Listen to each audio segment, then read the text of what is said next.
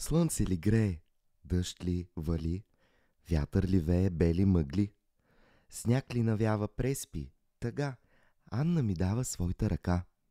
Вървим ние двамата, аз малкия, тя голямата. 5 пари не даваме, приказки си съчиняваме.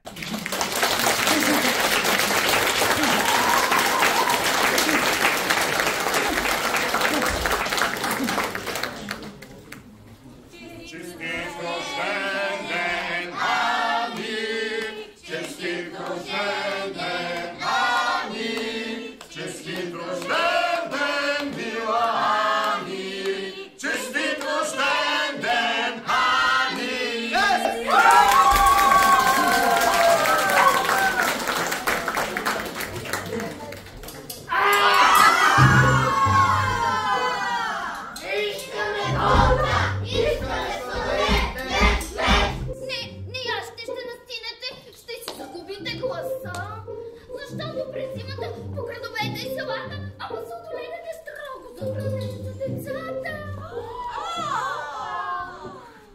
Но ако човек по-добре се вкеда, кой яде сладоледа, ще излезе, че майката на Ани яде сладоледа. Веднъж майче беше ония ден. Реших да отида на Антарктида. 6-тия земен континент. Уж се намира по-на юг от Сахара, а целият е само лед. Метнах се на един самолет. Самолети, самолети, самолети, приказни птици, на небо сява несебето, строги несани птици. Самолети, самолети, самолети, приказни птици.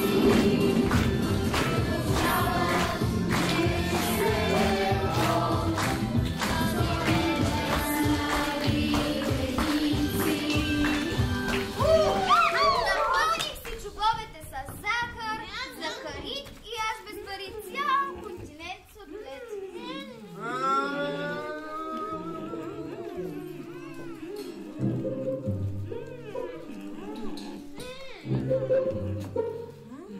Минават ден, минава нощ. Ама ден, а все е нощ. Минават 2, 5, 7, всеки ден минава. Гледам слънцето, не изгрява, а пингвините, пингвин да пингвин, като часа часовника повтаря всеки час. Пинг, пинг, пинг, пинг, пинг, пинг. Точно 24 часа. Я! Кашмам тук ще стават някакви магии.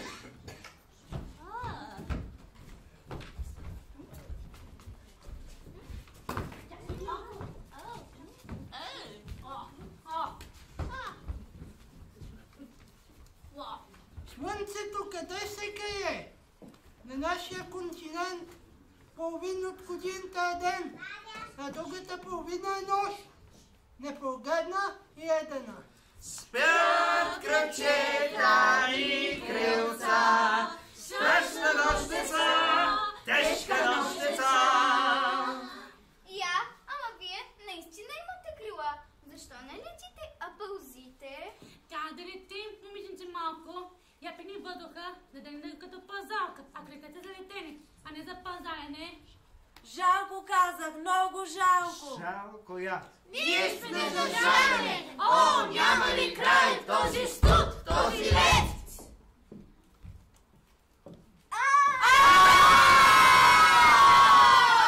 Искаме чай, не щем сладолед! Но чай тук е забранен за децата, защото ще им запали гърлата.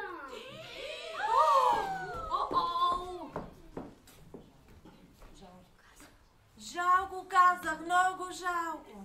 О, Миче, не бягай, не ягай, не спи. Студът леден затворди за зида. Молим те, разтопи, някак се разтопи Антарктида.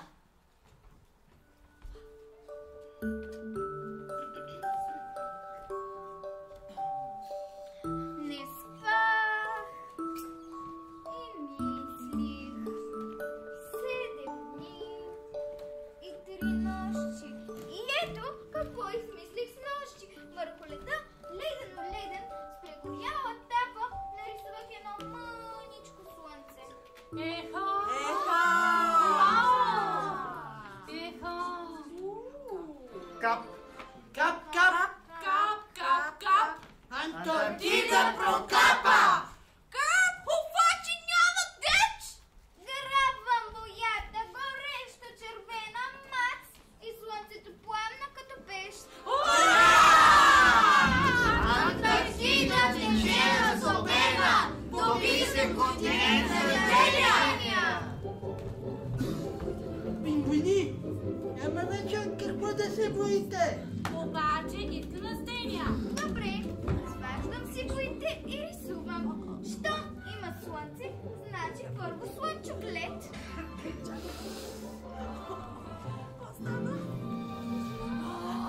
Вау! Ехо!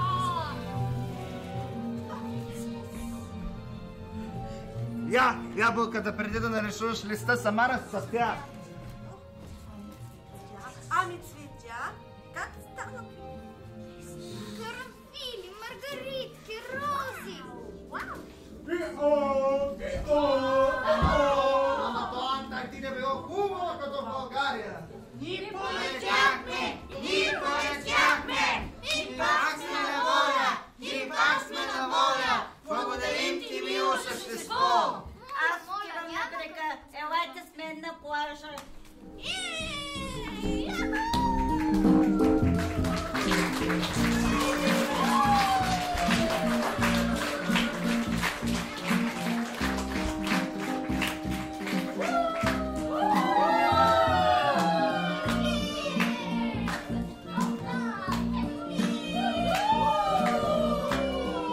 Нататък не искам да ви плажа, но стана нещо зловещо.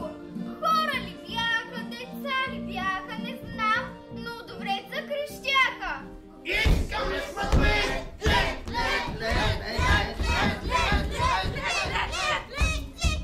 Какво от това, че ще загинат баби Йонга пингвина във вечния ред? Затова ние ще имаме сладолед. Добре си. Всички заедно. Там далече небето, вяжка земята се сипа с небето. Нека ми мисли, нека моята песен за него се пее. Сладолед и той правеше всякакви по-старите рецепти. Купичко сладъче, царицаре и аромати чудесни. За този сон сладолед вече мога да жаби трен.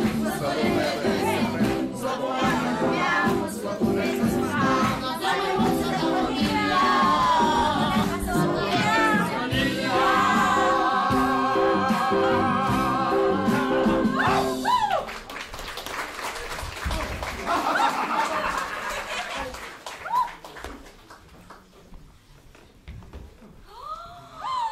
Някой ми грабна чипката червена и задраска с черно слънцето червено. Видяхте ли какво направих сега? Видяхте ли какво направих? Аз съм най-големия кошмар на Антарктида. Ха-ха-ха! След мрака сняг. От цветя и дървета нито следа и с заледени сърца пингвините пак запяха. Тежка нощ, деца! Тежка нощ, деца! А онези лошите закрещяха от вред. Какъв разкошен сладолед! Разкошен сладолед!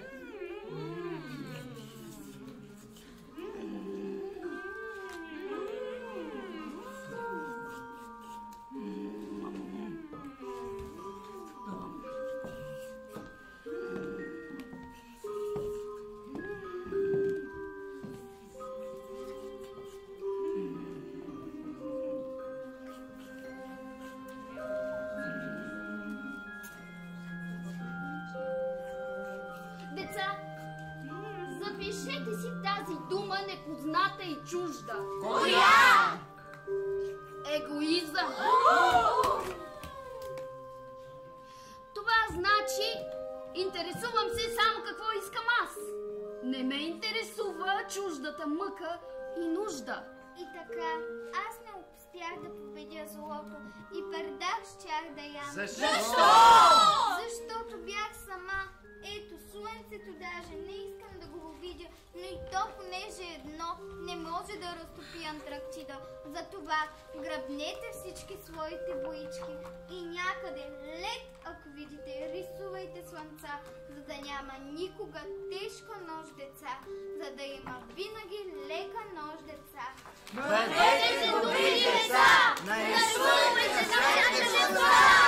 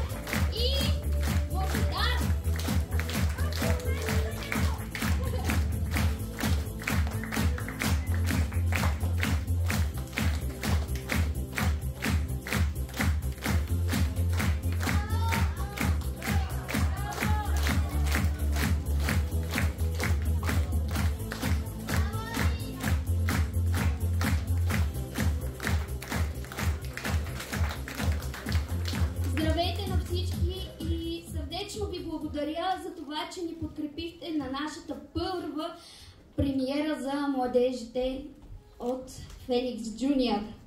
За нас това е изключително важно начинание, начало, което е и вид продължение. Защото чрез новите феникси ние продължаваме нататък. Искам да ви представя няколко хора, които бяха неотлъчно до нас, които участваха в изграждането на целия този екип. Това е режисьорката на спектакъла Искра Иванова. Искра, изправи се.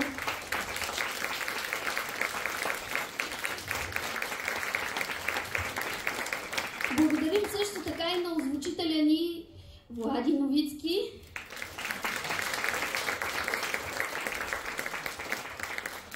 Също така искам сърдечно да благодаря и на нашите специални помагачи Божидар и Яна Гергана. Божидар е нашия вокален педагог, а Яна Гергана и Яна качи се тук при нас. Яна Гергана се погрижи да изградим под ръководството на Искра и на много други хора визията на спектакъла. Почти всичко бих казала, че е изработено съвместно с младежите, така че те изградиха спектакъла.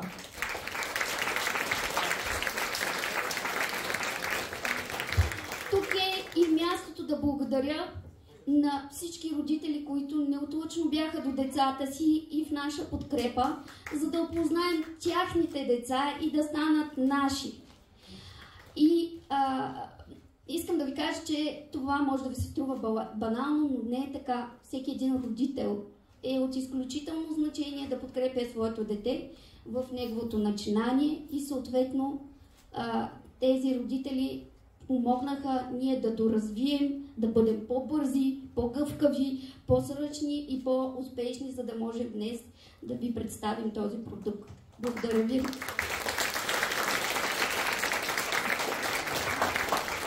Естествено, аз винаги забравям с кого под какво съдействие финансово е изграден проекта. Това е Национален фонд култура. Благодарим му. Благодарим също така и на Младежки дом за това, че ни предоставиха зала, където нашите младежи и ние да съставим и да изиграем този спектакъл.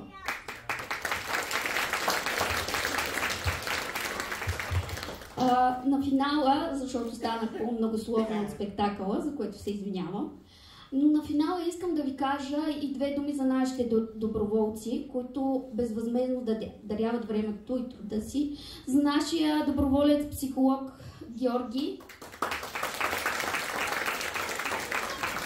Да. И Деси, които също са тук и ни помагат. Вече сте свободни. Приятна вечер и благодаря отново за вашето присъствие.